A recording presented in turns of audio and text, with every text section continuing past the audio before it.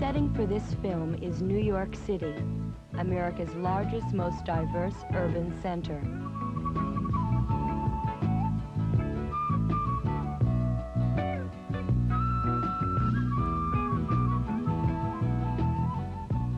New York is at once a melting pot of cultures, a crossroad for commercial conglomerates, and a forum for the arts. Life here is an audio-visual explosion. There is a complex mixture of people in New York. It's a struggle to combat the overpowering pace of the city, to try to develop an identity which helps you cope with the circus-like atmosphere. In the face of such difficulties, many New Yorkers develop an aggressive and often unusual outlet. Art can be defined as the creation of forms expressive of human feelings. In New York, one of these expressions has been the source of much controversy. Street art was less visible until 1970, when New York youths began an art subculture determined to redesign playground walls and subway trains with an explosion of colorful names and numbers.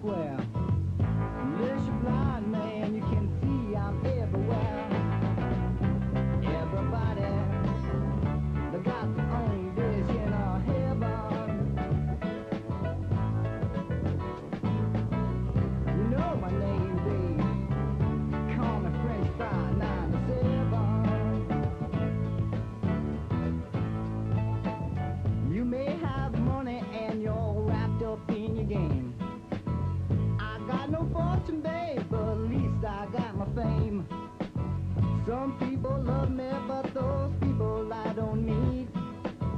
The only artists left are running wild in the streets.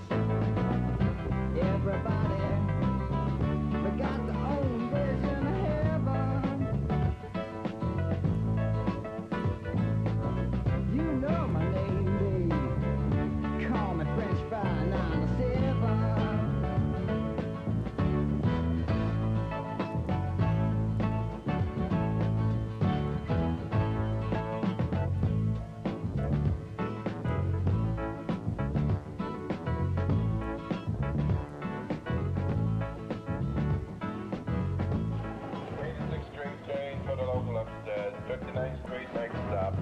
Watch your step, watch the closing doors, watch the closing doors. The vigorous pace of the city makes many feel anonymous, lost in the crowd. Graffiti writing is one way adolescents fight this urban anonymity.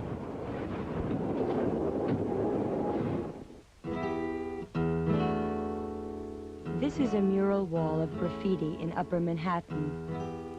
Each piece, as such individual efforts are called, is an exercise in self-expression for ghetto youth. Part of the graffiti mystique is establishing an appropriate nickname, since real names are usually not used. Skylark, Page 505, Smack, and Zero Smash are but a few. Sometimes the name is accompanied by a number, which can indicate either the street address of the writer or the number of pieces he has thrown. The intricacy of design and the flamboyant use of color and space are evidence of the serious intent of the creator. Each graffitist strives to achieve a unique style identified as his own. Lesser attempts are dubbed toys by his peers. Many of these street writers have banded together into writing gangs. Each gang has its own code of symbols which members use to certify their membership and to embellish the interior space of their pieces. Graffitists learn to manipulate markers and spray cans efficiently, sometimes using different nozzles to achieve a variety of paint spreads. Quick execution is a keen factor in avoiding apprehension by authorities. The technique of this illegal act is a complex procedure, usually performed in the darkness of night.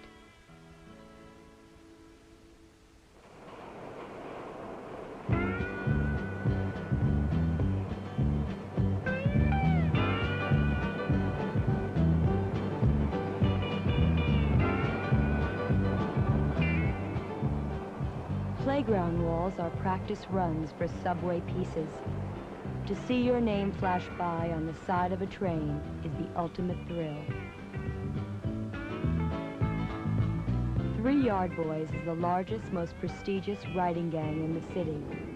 The leader and founder of this gang is Cliff, considered by many to be the king of graffiti. We call ourselves the 3 Yard Boys, you know. Like, all the people don't go with the same idea of writing on the train. Some will go to do a burner, you know, as they say, to do, you know, the best piece that you can do using the most colors and putting your name up on the train in as many cars as possible. You're constantly looking, you know, out for the third rail. Your head has to be constantly turning to look out to see if any cops or workmen or conductors are coming, you know, and if you go in the yard and cops are there, you know, and they chase you, you know, in order for you to get away, you have to go, you know, through something that they can't go through. So usually you go under a train, on top, you know, jump from train to train until you reach, you know, the place, the exit where you think you can get away. I first did it to get around, you know. I just like seeing my name. Like, I leave my name wherever I went, you know. If I went down 34th Street, you know, I'd write my name, you know, just to say I was there. But then when I started getting on the trains, right, to say the first few months, I just wanted to get as many cars as possible so people could know who I am. I wanted to be recognized as an art form, you know, as a modern art form, you know, and I wanted to stop being classified as vandalism, you know, and destroying public property, because blue and silver, you know, adds to the gloom, and when you put colors up there, you know, it just livens everything up.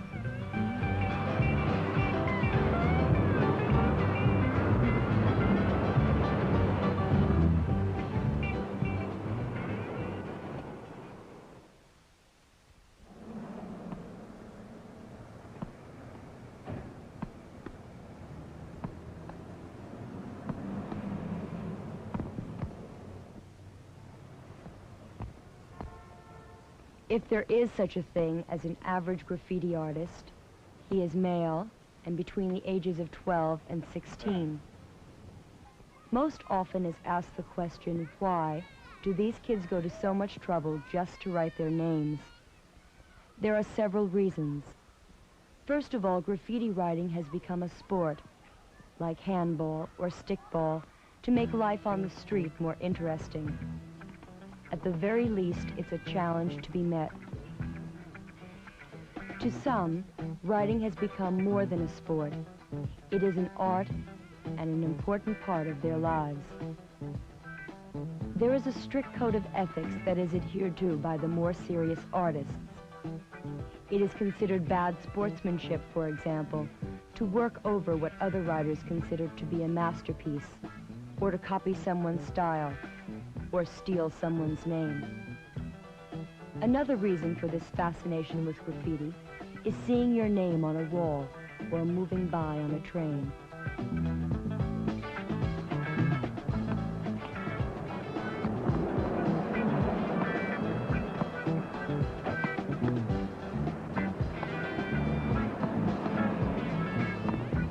Graffiti writing becomes both an act of destruction and of possession of a social order which breeds boredom and rebellion.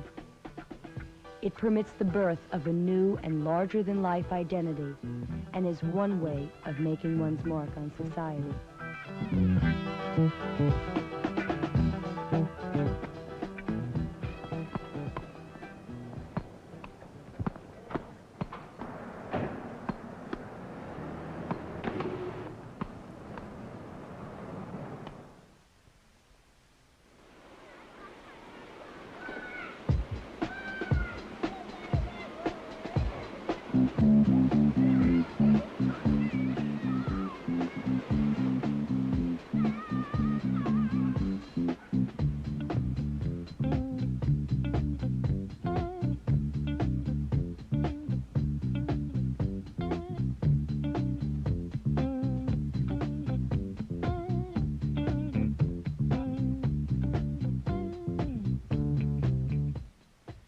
0.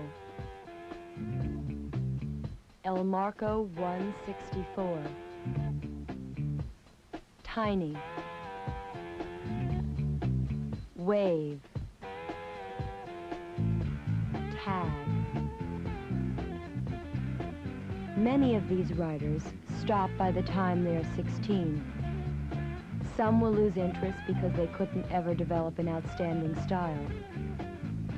Loss of interest, police brutality, or the fear of being caught and sent to jail all contribute to this end.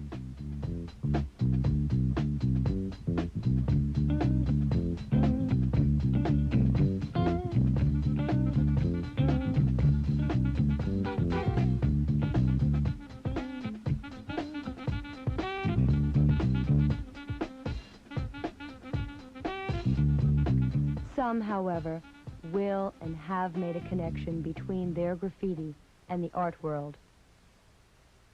In 1974, there was a successful showing of graffitists at the Razor Gallery in Soho.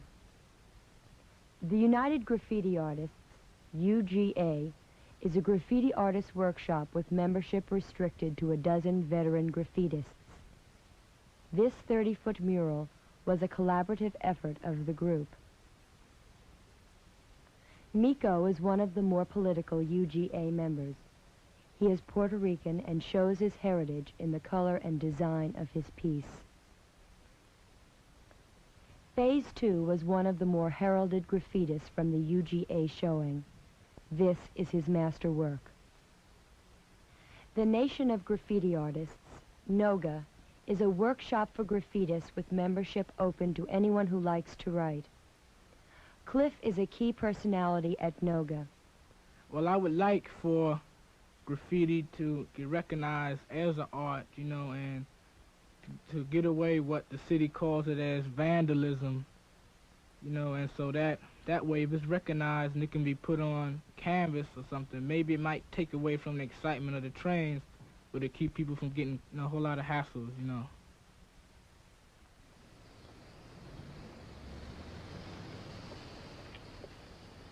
The future of the graffiti experience is uncertain.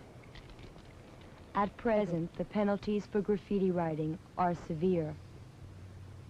The purpose of this film is not to condone an illegal act, but to document a phenomenon.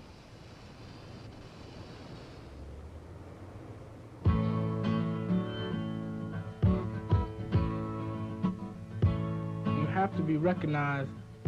That's the highest thing.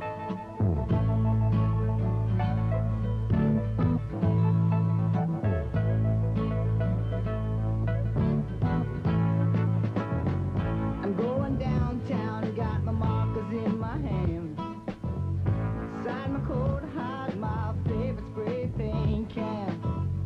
Ride a subway, take a walk around Times Square.